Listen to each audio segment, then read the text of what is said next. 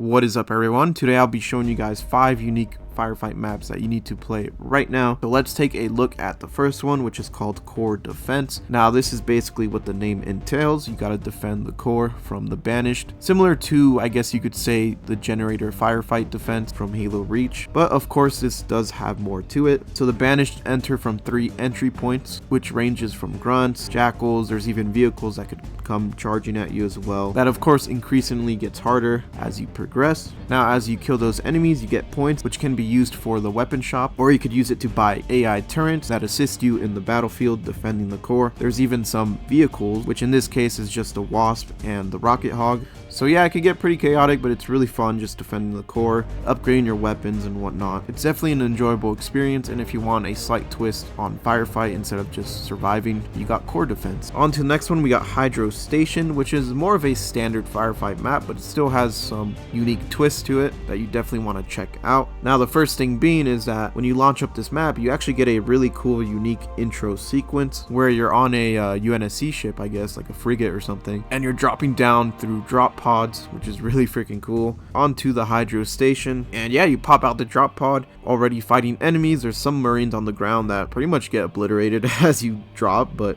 it's a really cool intro. Now what makes this map even better is that there's actually a goal here, so it's sort of like a Firefight mission mix, I guess you could say. And yeah, you gotta reach a certain amount of points. But yeah, you just get a bunch of points by killing enemies, bosses, which I believe you can summon every now and then to get more points. There's also mini objectives that you can do, which is like capturing a hill or escorting a ball, which also net you more points. And of course, there's various different weapons scattered across this map that you can pick up. If you're looking for a more standard Firefight with a bit more added onto it, definitely check this one out. So let's move on to the next one, which is called Tower Defense Ultimate. Now this one is on a whole nother level on its own. And yeah, this is a actual tower defense experience or Halo Infinite. So the way this works is, well, if you've played tower defense games like Bloons or like Kingdom Rush, you know, just your average tower defense, it essentially works like that, but of course in Halo Infinite style. So there is 4 bridges scattered across the map that you can teleport to and from. And the reason you want to do that is because you also actually assist towers. You gotta like shoot the enemies, stop them from coming. And yeah, you could switch between different points. Now there is 3 different platforms which are placed across the map, one towards the ending, one in the center, and one more towards the front. And those platforms are where the Spartan bots will spawn, which in this case would be a tower, as you're actually able to buy them. And yeah, you could choose which of these platforms you want the bots or towers to spawn, and they'll appear there and assist you taking out the enemies as they go along the road. You can even upgrade them to have better weapons like the sniper rifle or the sentinel beam, I think is the final upgrade. So after every round there is a waiting room, or I guess you could say like a little lobby, that lets you get all these upgrades that I was talking about earlier. You can also upgrade your damage for all players. The biggest upgrade in that room is the ability to get bottomless clip, where you don't have to reload at all, which costs quite a lot of points. So not only that, but there's also a weapon box in that room where you can try rolling for better weapons. It's honestly really fun, and you actually got to be somewhat strategic as it does get tougher each round.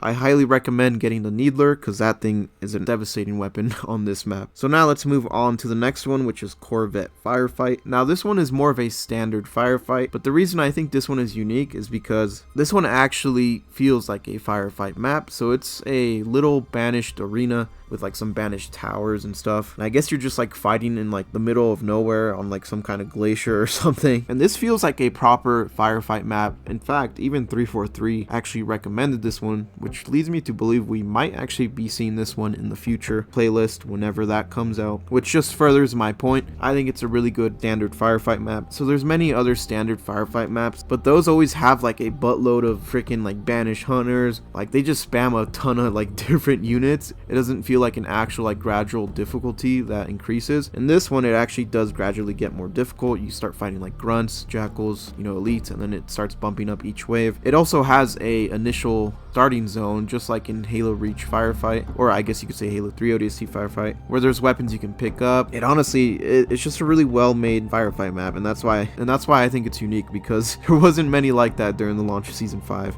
Maybe now there is. By the time I post this video, there's more appropriate Firefight map, because a lot of them out there, man, they were just like crazy. They'd spam crazy enemies and stuff. So on to the next one, we got Halo Wars 2 Terminus Firefight.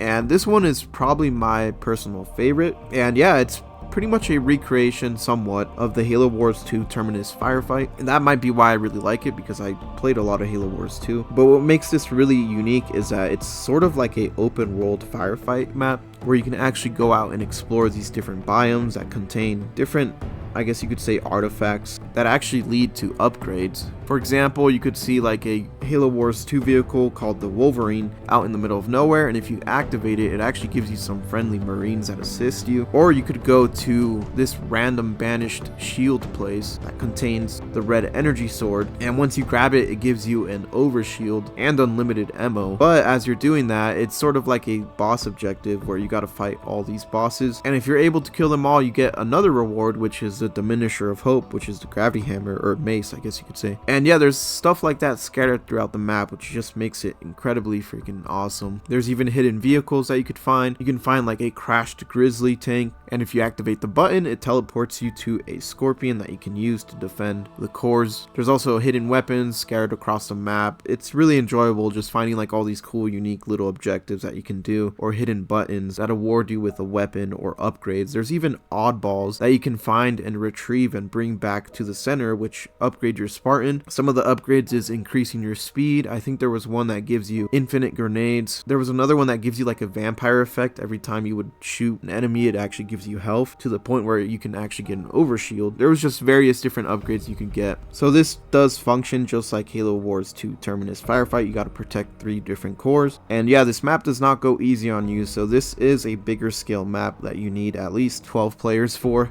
But of course, you could max it up to 24 and it works really well. So those are the 5 unique maps that I've found so far that I've really enjoyed myself. Let me know what you guys think. Maybe you found more unique maps, or you think there's better maps out there, or other maps that you think I should try out. With that being said, consider subscribing and liking the video, as it really does help me out. And if you want to see more stuff like this, now see you guys on the next one. Peace.